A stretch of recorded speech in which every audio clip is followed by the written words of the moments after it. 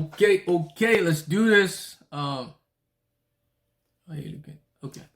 Anyway, so we have a really exciting topic to share with you guys this week. It's should you have a type before marriage? And this was inspired. I mean, this week it has been really, really boring at work. Manic? It's been really boring at work for me. There's been really nothing to do. So I sort of have been seeing my colleague read this book for the past few months. I hope you guys can see. They can't. Everything is effed. And the title sort of like threw me off. Like every time I was here reading, I'm like, that book won't be nice anyway. So but because it had been boring this week, I'm like, you know what, I need to do something. I need to read something. I remember thinking, I wish I brought a book to work today to read. But anyway, Jess, can you please like borrow me this book? Let me read it and just engage my brain or something. And after looking at the title, I started reading the first few pages. I'm like, not really sure. But then it got interesting and I haven't been able to leave the book since then. And it got me thinking, like, this is how a lot of people get into relationships as well. Like we judge a book by its cover. It's kind of like similar to our story as well, because I sort of judged this book by its cover because my whole life I've been looking for a Kim Kardashian look-alike.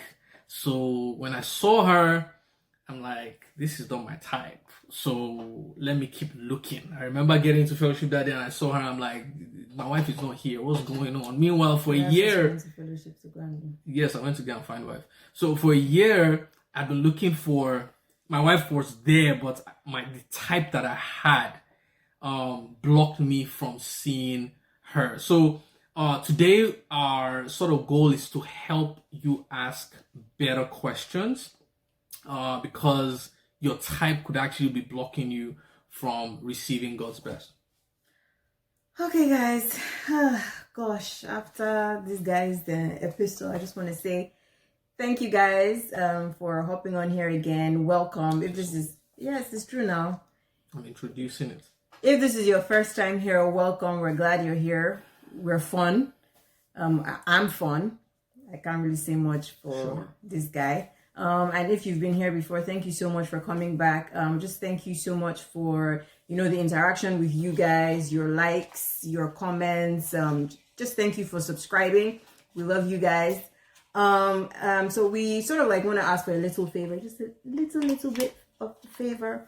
On here, we're not just here to play. We actually have a mission. And the first phase of that mission is to help at least 1,000 people with regards to their relationships. Just help them generally, equip them, give them tips and resources that they can implement before marriage. So, guys, we would like 1,000 subscribers by September. So if you haven't subscribed, subscribe. We're almost on 200 now, which is just crazy. If you haven't subscribe. Get your daddy, your mommy, your brothers, your sisters. Oh, your get your mommy.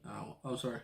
So yeah, just get everyone you know and love to subscribe, even those that you don't love. My old self was coming back. I was remembering some music from the past. Oh yeah, get your daddy. Anyways, jumping right into it. I don't know if you guys have heard of the Netflix show Love is Blind. No, wait. Before that, now. What's happened? Because what we've seen most people do, we have a little illustration I want to, as in, can you imagine, just messing this up.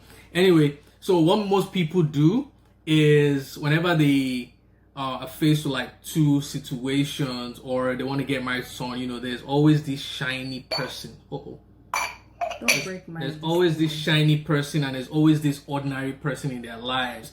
And most people always go for this, not realizing that this might be empty. Not always empty, but might be empty. And then the ordinary one that doesn't look like, it's not as shiny, actually has value in there. So it's like $20. So that's what we're trying to sort of illustrate with this video is, what if the marriage of your dreams was in one of these, which one would you go for? Would you go for this without really checking the content, or would you go for this that looks ordinary but actually has what you need on the inside? So, to sort of like illustrate what we're trying to say with you guys, we want to profile the Netflix show Love is Blind. I know it's sort of like one of his favorite shows. Everyone has been addicted. going, as in like he was really, really addicted. As in he'll be calling me, babe, are you coming home early from work today? Like, where are you now? That bad, man. No, it was that bad. You were texting me, you were calling. I'll see my phone ringing. I'll think, oh, my husband is just calling me to check on me. He's like, when are you? What train are you taking? When are you coming home? When should I come up? I'm like, guy, like, hello too, and all that, but. Anyway, if you haven't watched it, watch it. Yeah, it's actually a good I like the premise of the show, which is sort of like helping people connect without the pressure of the physical. So it's basically people locked in two rooms, like two rooms with like a wall between them, but they can actually converse. So they don't actually know what each other looks like, but they spend so much time just talking, getting to know each other. And I think that the idea behind that was sort of like to get to know who they really were, like their character, without their personality. The bias of the physical attraction or physical attributes sort of blinding them from who they really are. Mm-hmm. So so the first couple? Yeah, the first couple that we're going to profile is Cameron and Lauren, which was sort of like everyone's favorite couple. So we're basically going to talk about like what worked for them, what didn't, and what people can generally take away from I like them. Did you like? I mean, they were okay, but I can't say that I had a favorite couple. I think what most people liked about them was that she was black, he was white, and the fact that they got together, and the fact that how they looked didn't block them from exploring each other in a relationship. I mean, because I think she insinuated that she had only dated black guys, and this was the first white guy that she was gonna date, and it was amazing. And I think their relationship sort of describes those guys or you guys who are used to a type. You're like, I have this type that I'm always going to be in a relationship with, and you keep on dating the same type, expecting the same result, and it's not just working. Why don't you step out, like remove that type that in essence is actually a stronghold in your life, because it's limiting you from actually exploring other things or other people. So I think that's why a lot of people like them. Like, did you have a type, by the way? I've never asked you that question. Did you have like? I can't. I was your type. No, you were not my type. Hey, well, on camera. That's why I'm telling the truth. No, for real. No, I didn't. You were not my type, but I can't really. What I don't understand was you were not. Remember, in a few videos ago, you were like, when I told you you're my wife, like you said, let's go and fast and pray. Mm-hmm. Something told me the other day that you didn't actually fast. Like you were eating 3 times a day because. So me that I used to eat twice a day, when it was now time to fast and pray, I added an extra meal to it. Because I feel like you were so happy to have flesh and blood revealed that to you. It wasn't the flesh and blood revealed that to you. Okay. No, like you weren't my. I didn't have. I can't say that I necessarily had a physical type. There wasn't a particular type that I was looking for. However, I found that I wasn't particularly attracted to. Well, I think you were like maybe this in my life, maybe like the second lighter skinned person that I was like, oh, okay, yeah, he's good looking, he's okay. Of course, there was the height, as in you're probably like the shortest guy that I ever dated. That's because you like short guys. And of course, there was the lack of hair as well. Like you're the only person that's like. I have hair. Wait, I'm not talking about spiritual hair. No, see, what's this? No, beard. I'm talking about your head. Yeah, just choose not to grow it. It's true. Okay. It's true. Anyway, so as you guys are heard, you should like short, light skin. What did I say that? I just fit her type, and that's why she just said yes. Like she didn't even pray and fast. She made me pray and fast, but she didn't do anything. Anyway, so how did the experiment help them? I think we've already mentioned how it made her make a decision that she normally wouldn't have made. But I also feel like it made them strong enough to withstand any outside pressure because, even though we're in 2020, interracial relationships is still looked at as something weird, and when he met her dad, he was so scared because her dad was like this pro-black guy. But I feel like the fact that they had made that connection in the pods, it made them strong enough to be like, we don't care what people think. And I feel like a lot of people get into relationships based on how people feel and how people think. And if you start off with a type, like a physical type, without that internal connection, you could have other people making that decision for you as opposed to you being convinced with that decision. So, yeah, I mean, just to piggyback off that, I feel like for them, like you said, when they were able to make the connection in the pods, I think what was also important for them was like at that time they didn't have outside influence because part of the should I say the experiment or whatever, that was like you're at that point of getting to know each other, you are completely separate from your family, separate from separate from your friends. So there's no external influence like, I met a guy, I think he might be white or whatever, and then people are like, are you serious? As in, nobody might really say anything, but from their tone you begin to sort of like question what you're feeling, or question what you're thinking, or question the decision, and those sort of things begin to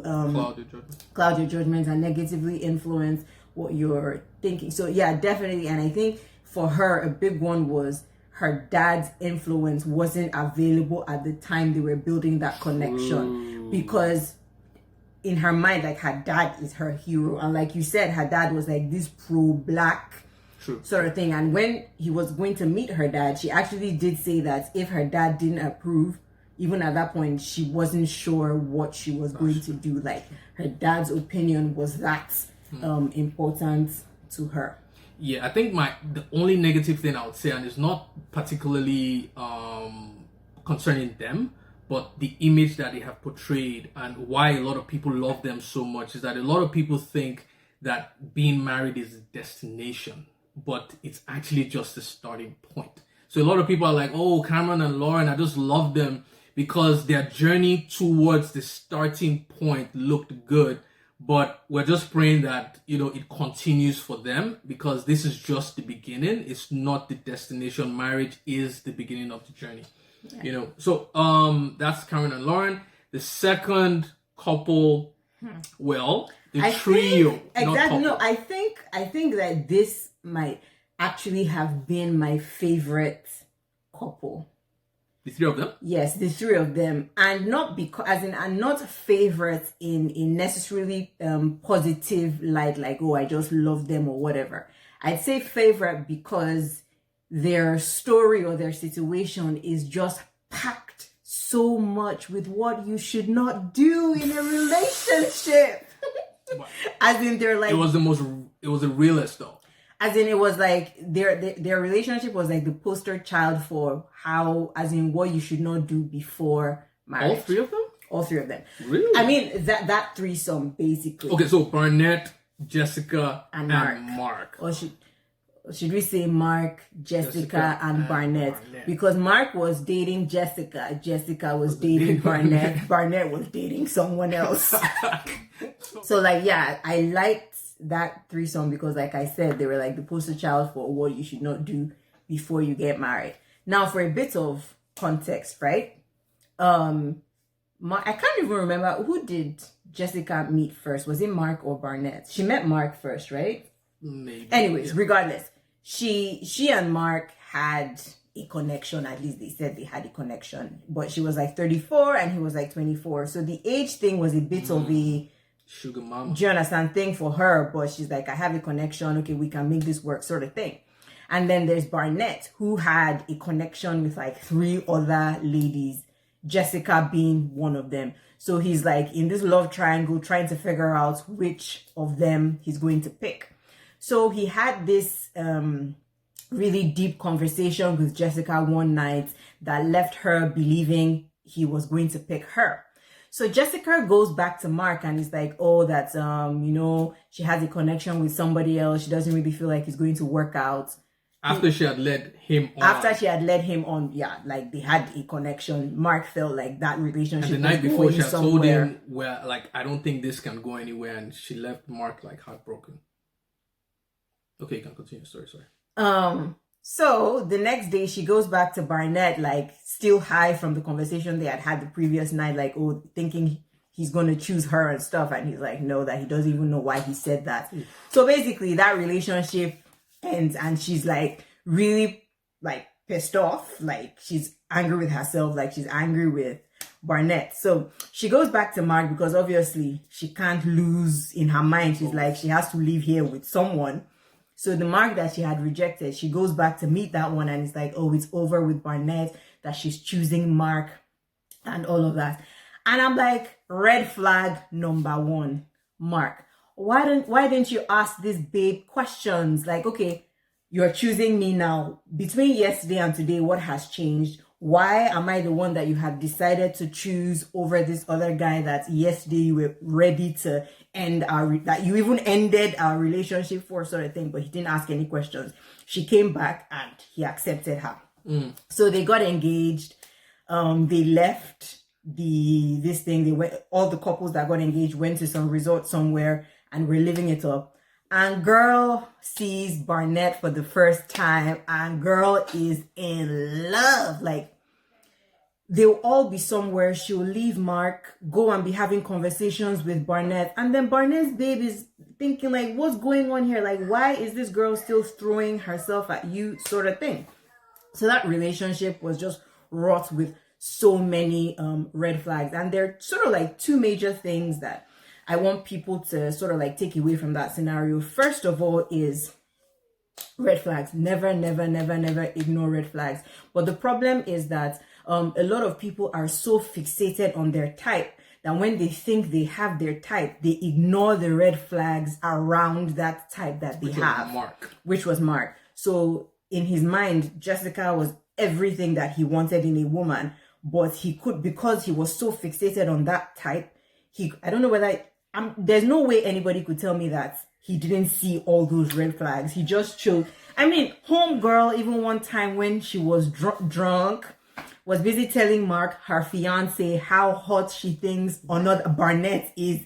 And I'm like, Mark, are you going to take this? You know what? I feel like, and I know everyone online has been giving Jess a hard time, but I feel like in her defense, she was the realest person on the show. Like, she actually reacted and acted in a way that normal people would do. And I feel like this is one thing that I didn't like about Mark. Girl should have left. And no, but she couldn't leave apparently.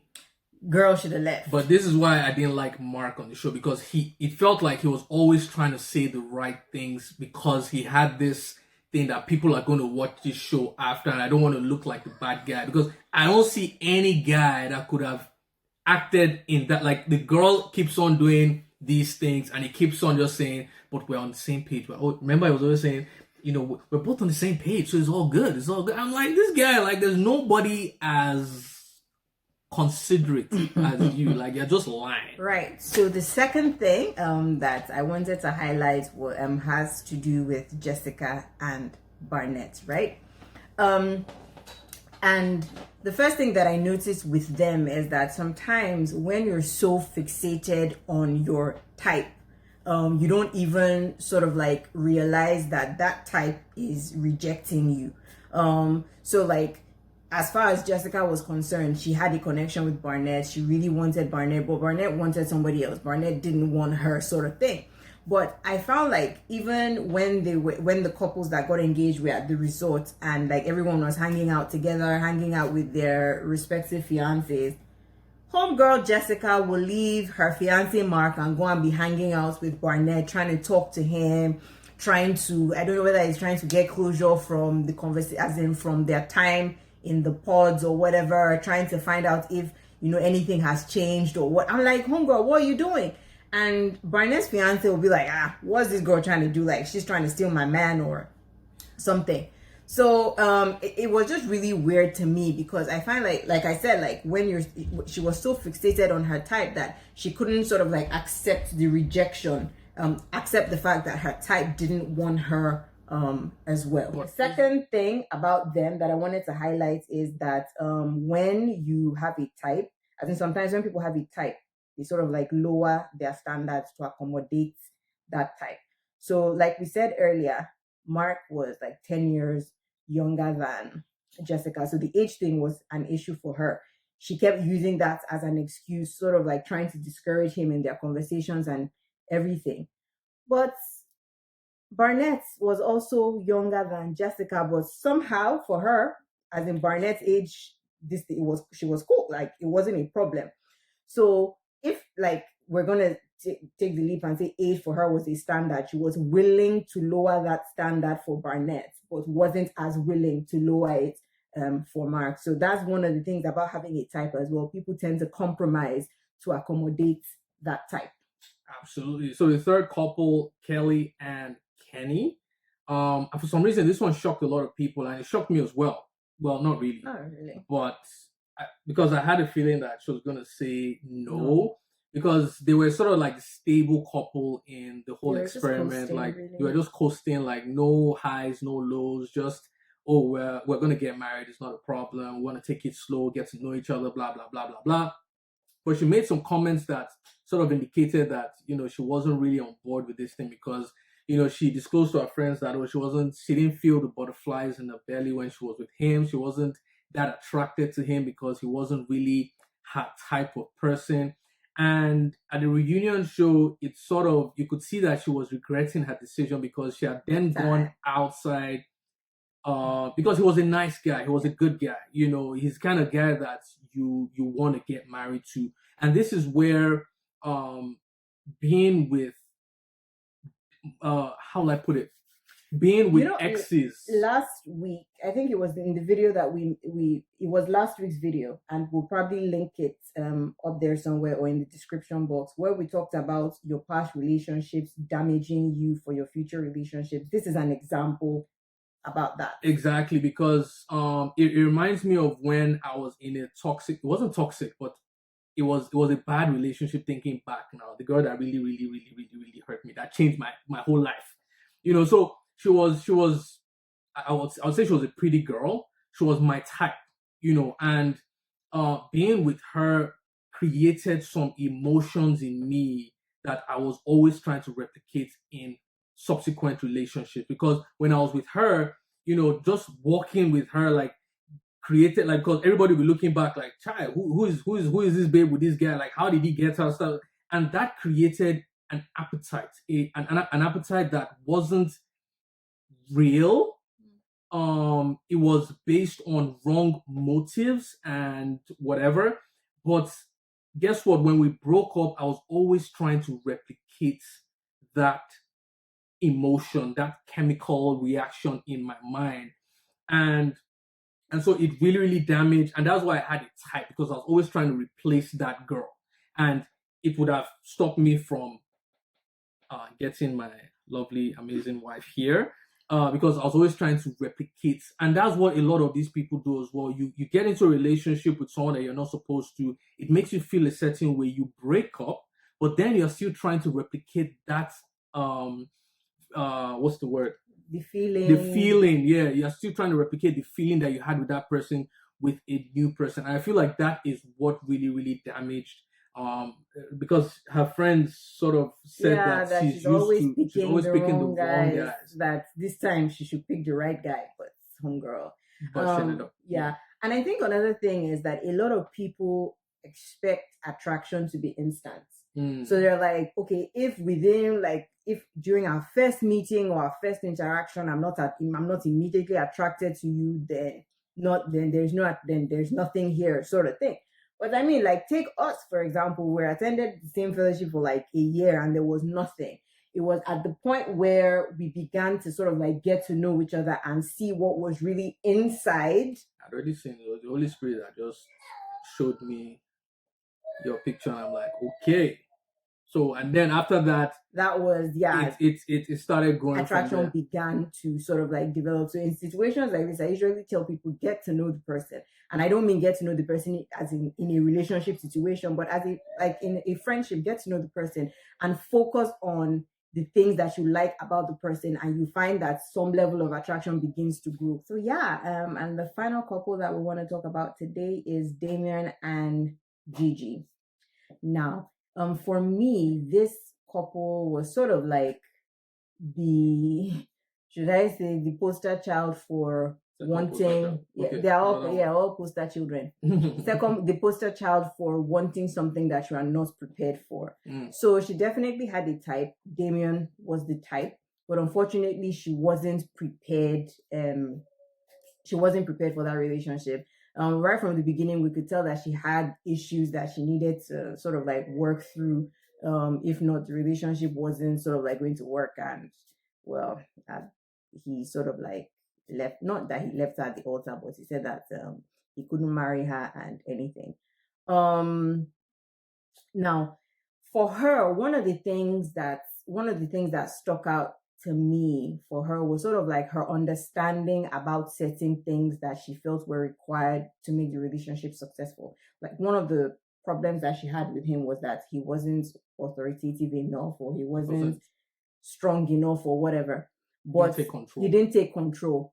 But my question to her would now be, what is your understanding, or rather your definition of control? Because looking at him, he seemed to, have that sort of like quiet, gentle leadership sort of thing. But because she was just very loud and very aggressive, I felt like her idea of taking control was somebody that was equally, if not more, as aggressive and she was. And that level of aggression is actually quite toxic in a relationship. So I think her own, aside from not being prepared to, handle the good guy that he was, her own perception of certain things that were required for a relationship to succeed were a bit toxic in nature. So she actually needed time to sort of like just work on herself. Yeah, work on herself. I mean, like, now they're dating, because when he told her at the altar that they weren't going to get married, I honestly felt like if she could work on herself, that they would have a chance. As in, if you remember, I kept saying that, but can't you guys work on this thing? But he was just like, forget them, man, like, forget them. But I'm like, the babe was an emotional roller coaster. Like, she just didn't know how to handle conflict, and the guy seemed like he was more mature. At handling all these kind of situations, but she always wanted to self, and she realized this problem about herself. Like she said, I always try to self-sabotage good things, and that is an internal problem that she needs to work on, because she just doesn't feel like she can get something good. Yeah. So every time she gets something good, she always like, tries. She feels like and I find like a lot of people deal with this. Like, you feel like it's not going to last, so you push it away before it can leave you, before it can hurt you. So it's sort of like a case where you're rejecting before you are rejected, sort of thing. But the question is, how do you know this person is going to reject you? Like, yeah, she had like issues in the past, like when she was a lot younger, that sort of like shaped her mentality and the way she approached certain things. But I'm like, just because someone rejected you 20 years ago doesn't mean that this person, I know it's hard, and I'm glad that she's actually working on herself now and stuff, and they're dating to see, as in, where the relationship will go, sort of thing. So we'll come to the end of this one. We're not saying you shouldn't have a type.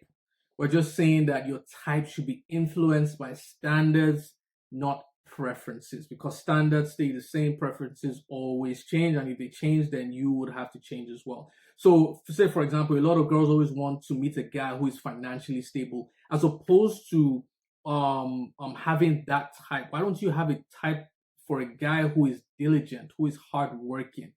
Because the Bible says that have you seen a man who's diligent, who will stand before kings and not mere men. So rather than looking for finances, you should be looking for diligence. And I know attraction is a big thing in wanting a type. Rather than looking for instant attraction, why don't you look for if this attraction can grow over time? And that's why we released the Seed Journal, because we have 10 standards that you should be looking for in a man. We have 10 seeds that will harvest the husband of your dreams, and 10 confessions, 10 video guides that will also help you as well. We have the free sample in the link below, and it's usually $13.99, but for staying with us to watch this video, you get a discount code SEED10, and you get it for $3.99. That discount code is going to expire very, very soon, so get in on it as soon as possible. So thanks for watching, guys. Don't forget to subscribe and share this video, like it. Let's know if you've watched Love is Blind. Let's know what your review is in the comment section as well. What did we get right? What don't you agree with? Would love to hear from you. Till next week, peace.